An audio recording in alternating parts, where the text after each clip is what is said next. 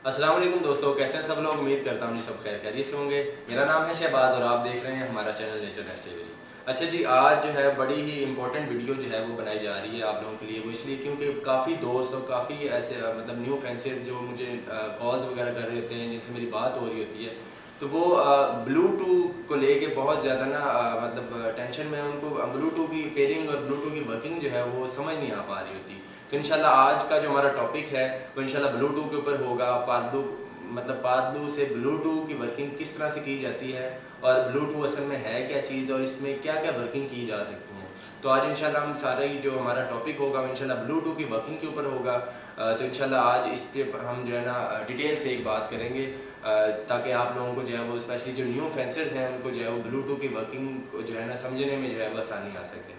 तो आए जी, white board पे आपको लेके चलता हूँ और वहाँ पे इंशाल्लाह आपको जो है ना प्रॉपर जो है ना आपको समझाता हूँ कि ब्लूटूथ की वर्किंग असल में है क्या चीज़ और इस पर किस तरह से वर्किंग की जाती है। जी दोस्तों, अब हम आपने वाइट बोर्ड पे आ चुके हैं। तो इंशाल्लाह आज जो है मैं आपको वाइट बोर्ड पे प्रॉपर जो है ना इंशाल्लाह ब्लूटूथ की वर्किंग के ऊपर जो है ना गाइडलाइन दूंगा कि ब्लूटूथ असल में है क्या चीज़ और इसको किस तरह से वर्किंग में लाया जाता है।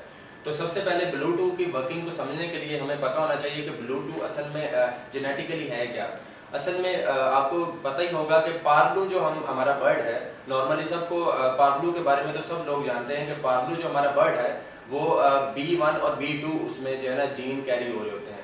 अगर आपको जेनेटिक्स के बारे में थोड़ा सा आवना हो तो मैं आपको बताता चलूँ कि जो पार्लू हमारा बर्ड है उसमें B1 और B2 होता है, जबकि हमारा ब्लू सीरीज का जो बर्ड होता है, जैसे हमारी ब्लू फिशरी हो गई या वायलेट कलर्स हैं या और भी जो ब्लू सीरीज के जितने भी बर्ड्स अवेलेबल हैं लबर्ड्स के अंदर, तो वो सारे B1 और B1 कैरी कर रहे होते हैं। मतलब ये कि जो ब्लू सीरीज का कोई भी बर्ड है उसके अंदर दो जीन पाए जाते हैं जो कि B1 और B1 होते हैं, जबकि पार्लू के अंदर ऐसा जो है ना वो नहीं है। पार्लू के अंदर B1 और B2 जीन पाया जाता है।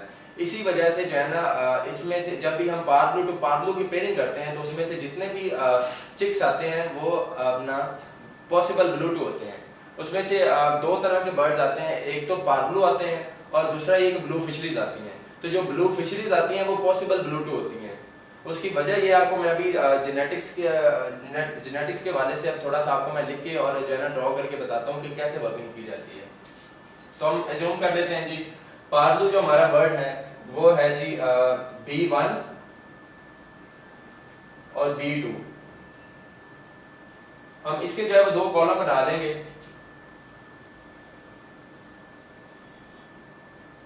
ठीक हो गया जी, B1 और B2। ये पार्लू दो जीन कैरी कर रहा होता है। ये आ गया जी पार्लू।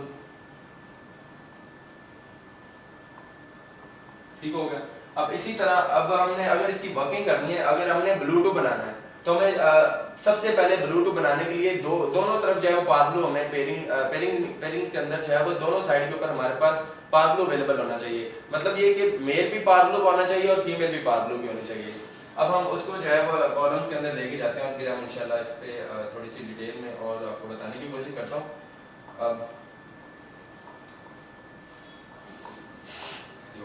ये है जी मेल हमारा, ये आगे जी फीमेल, दोनों है जी पार्लू।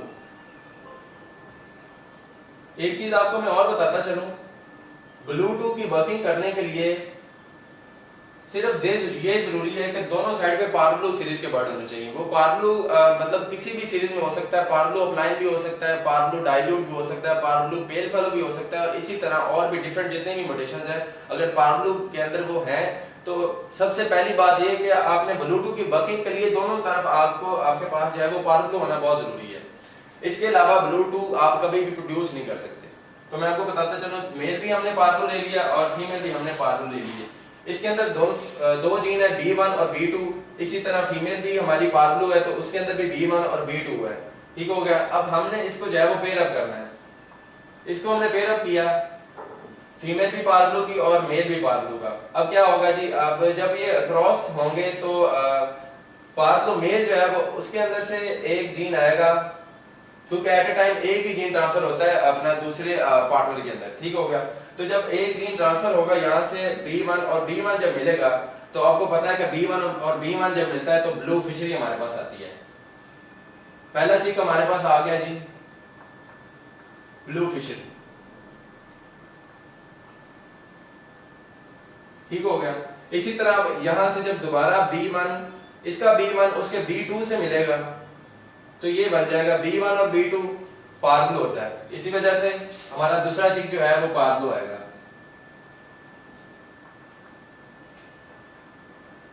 ठीक हो गया। अब ये B2 जब दोबारा अपना क्रॉस करेगा दूसरे जीन की तरफ तो B2 और B2 मिलेगा। ठीक हो गया। अब ये जो हमारा बच्चा आएगा ना, ये हमारा होगा B2, लेकिन ये विजुअली पॉसिबल नहीं है, हम मतलब पहचान नहीं सकते कि ये B2 कंफर्म है कि नहीं, उसके लिए हमें टेस्ट ब्रीड की बहुत जरूरत होती है। तो हमें टेस्ट ब्रीड से हमें पता चलेगा कि ये ब्लू2 है कि नहीं, लेकिन ये जेनेटिकली ट्रांसफर होता है, तो जाहिर सी बात है जब हम ये पेयरिंग करेंगे तो उसमें से ब्लू फिशरीज भी आएंगे और पार्लोज भी आएंगे। जो ब्लू फिशरीज होंगी वो पॉसिबल ब्लू2 होंगी। और तीसरा बच्चा हमने बनाया था ये ब्लू2 और ब्लू2, ये हमारी आ गई ब्लू फिशरी।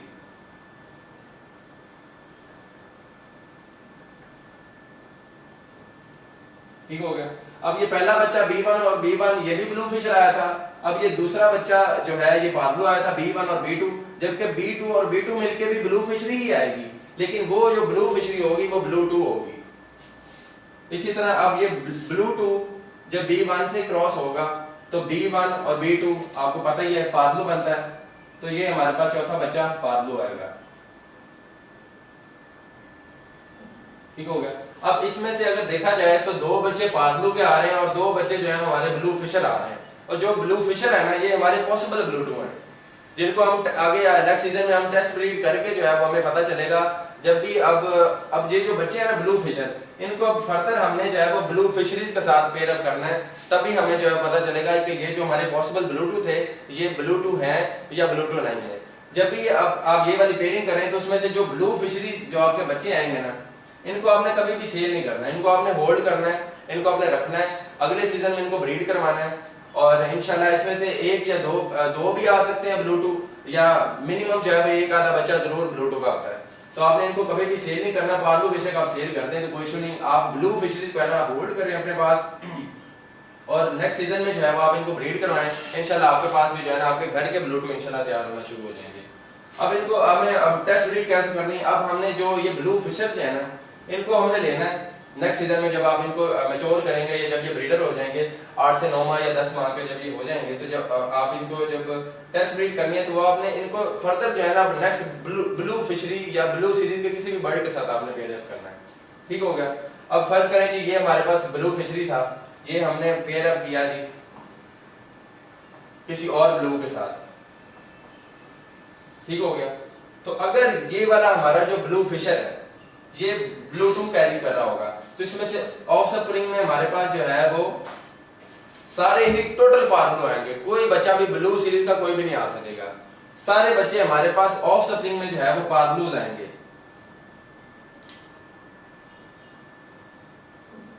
टोटल बच्चे हमारे पास पार्लो सीरीज के आएंगे, जिससे हमें पता चलेगा कि जो हमारा ब्लू फिशर था जो हमने पिछले साल रोका हुआ था वो हमारा ब्लू2 कंफर्म हो गया। और अगर आप ये ब्लू2, अब दूसरा बच्चा जो था अब हमने वो जो है वो पेयर अप कर दिया जनाब ब्लू के साथ, क्योंकि दो बच्चे आए थे, हमने दोनों को जो है ना ब्लू के साथ पेयर अप किया। अब इसमें से एक जो है वो ब्लू2 था और एक ब्लू2 नहीं था, क्योंकि हमें पता नहीं है तो इस वजह से हमने इनको रोका था, और अब हमने ब्रीड करवाना था दोबारा फर्दर ब्लू के साथ। जब हमने इन दोनों ब्लू सीरीज के बर्ड को फर्दर ब्लू के साथ पेयर अप किया तो इनमें से एक जो बच्चा था उसने ब्रीड करके हमें सारे पार्लोज दिए, जिससे हमें कंफर्म हुआ कि ये ब्लू2 कंफर्म है। ये वाला जो बच्चा है ब्लू सीरीज का जो बच्चा है वो हमारा कंफर्म ब्लू2 है, जबकि दूसरा जो बच्चा था वो ब्लू2 कंफर्म नहीं था। अब इससे होगा क्या, इसके ऑफस्प्रिंग में क्या होगा कि सारे ब्लू सीरीज के बर्ड आएंगे, पार्लो बच्चा कोई नहीं आएगा। तो इससे हमें कंफर्म हो जाएगा कि जो हमारे ब्लू बच्चे दो आए थे उनमें से एक ब्लू2 कंफर्म था और एक ब्लू2 नहीं था। तो ये थी जी आज की वीडियो। बहुत से ऐसे लोग हैं जो कि न्यू फेंसर्स हैं स्पेशली, वो ये अक्सर सवाल कर रहे होते हैं कि जी ब्लू2 की हमें ब्लू2 को समझाएं, जी ब्लू2 वर्किंग क्या है, उस पर किस तरह से काम किया जाता है। और मुझे अक्सर जो है ना कॉल वगैरह भी लोगों की आ रही होती है कि जी सर ब्लू2 का क्या हिसाब किताब है, किस तरह से वो वर्क करता है और किस तरह से इसमें काम किया जाता है। क्योंकि आपको पता है आपके पास अगर एक कन्फर्म ब्लू2 है ना तो उससे आप पार्लूस हर तरह का पार्लो आप बना सकते हैं, उसको आप फर्दर जो है ना ब्रीड के अंदर ले जाकर उस पर वर्किंग करके तो एक अच्छा मुनाफा कमा सकते हैं। तो ये थी जी आज की वीडियो जो कि ब्लूटूथ के ऊपर थी। बहुत ज़्यादा डिमांडिंग वीडियोस थी और लोगों ने बहुत ज़्यादा इस पर क्वेश्चन मुझसे किए, तो मैंने सोचा आपको जो है ना एक वीडियो बना के इस पर जो है ना रहनुमाई दे दूँ और आपको समझ आ सके कुछ चीज़ों की। तो इंशाल्लाह जी मिलते हैं किसी नेक्स्ट वीडियो के साथ। और एक रिक्वेस्ट आपसे आखिर में ज़रूर करना चाहूँगा, जो कि मैं अक्सर करता हूँ, कि हमारे चैनल को जो है सब्सक्राइब करें और हमारी वीडियोस को ज़्यादा से ज़्यादा और भी अपने दोस्त अहबाब और इस फील्ड के और भी जितने आपके जानने वाले लोग हैं और फेसबुक वगैरह पे जो भी आप यूज़ करते हैं उस पर शेयर किया करें, ताकि इस वीडियो में जो भी हम इंफॉर्मेटिव बातें करते हैं या जो हम इंफॉर्मेटिव वीडियोस बनाते हैं उससे और भी जो लोग हैं वो मुस्तफ़ीद हो सकें, और ये एक सदका जारिया भी है। तो इस चीज़ को ज़रूर फॉलो करें। और ये थी जी आज की वीडियो। फ़ी अमानिल्लाह, अल्लाह निगहबान, पाकिस्तान जिंदाबाद।